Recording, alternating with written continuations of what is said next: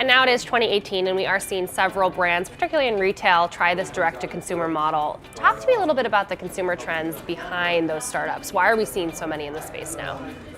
Because for one thing, it's cheaper than ever to start a new business, right? You need to build a website, but that's not terribly expensive. You obviously have to spend time building out a brand architecture and a strong voice. I think one of the problems is some of these direct-to-consumer brands actually don't have a very distinct voice, but it's cheaper and easier. And I think the other thing is that a lot of the incumbents have gotten complacent, but it's also why incumbents are incumbents. They want to maintain the status quo because they're successful within the status quo, whereas new companies, startups, need to create the future in which they're going to be successful. And part of the reason that Warby Parker has been so successful is because of its brand or its point of view, as you say.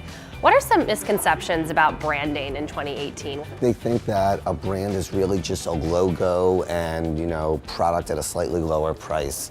And that's not what a brand is. A brand is a point of view. It's a reason for being, right? We exist to provide vision to the world. We have a set of values by which we live every day to hopefully achieve that mission, and that includes injecting fun and quirkiness into everything that we do. Do good, learn, grow, repeat. The name Warby Parker comes from two early Jack Kerouac characters, Warby Pepper and Zag Parker, and that came from us being inspired by writers because we thought writers best represented fun, creativity, and doing good in the world. And we were very much inspired by the eyewear our grandparents wore in the 40s and 50s, and the social ethos of our parents who came of age in the 60s and were very much inspired by the beatnik writers like Kerouac. So if you were to speak to an entrepreneur today who has a great idea and is trying to create a brand around it, what would be like the first three things you would have her think about?